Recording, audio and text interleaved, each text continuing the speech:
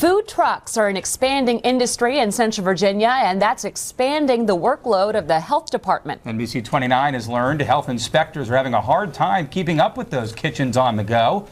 Our Henry Graff uncovered the issue, is here with the story you'll see only on NBC29. So the problem here is you have a limited number of inspectors covering a very large area of Central Virginia, and when your place of business is always moving, this problem just gets amplified.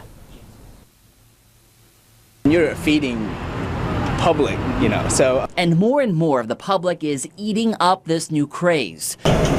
From barbecue to hot dogs, even dessert, you can find just about anything. Yeah. Okay. Food trucks are a cheap way to get your meal on the run, but will it cost you more than just cash? We do have a few operators that at times have had some challenges keeping it as clean as we would hope to see them. But Environmental Health Supervisor Eric Meyer says there's a problem. We struggle to meet the inspection frequencies that we would like for those units. The health department is responsible for monitoring 53 permitted mobile food units.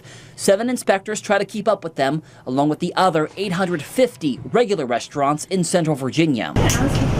Fernando Dizon is joining the Food on 4 Wheels movement by putting Little Manila out on the road. His Filipino food truck was inspected August 13th. They're pretty tough. It's like the toughest obstacle I have to go through. Well, it's hard, to keep it clean. NBC29 pulled public health inspection reports for food trucks in Central Virginia. 27, more than half, had some sort of health code violation. The goal is for health inspectors to make unannounced visits between 2 and 4 times a year. But that's obviously a problem. Case in point, Little Manila has had 3 inspections since mid-July, but the South Fork food truck has had only 1 inspection since opening more than a year ago. One challenge for us is actually finding the units, because many times they'll operate maybe at a construction site for a while, and then that building's built and then they move on. The health code violations vary from truck to truck. They include improper food temperatures, touching food with their bare hands, dirty equipment, and floors. Most of the ones I've run into, yeah, they're very good, and the food is pretty diverse, and most of them are pretty clean. Health inspectors work with food truck owners, just like restaurant owners, to teach them about proper food handling and preparation. Food truck operators have 16 pages of guidelines to comply with. I think it's pretty easy. It's a small confined space. But don't be fooled.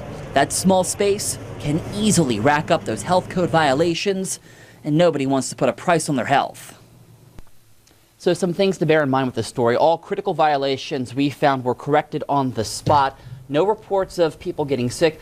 And the health department really does hold food truck operators to a higher standard than most hold themselves to in their own home kitchen. And the health inspector, guys, put it, I think, best, and he put it this way. He said, violations are like running a red light. You might not get in trouble or get caught by the police on the first one, but you keep running them and eventually it's going to catch up with you.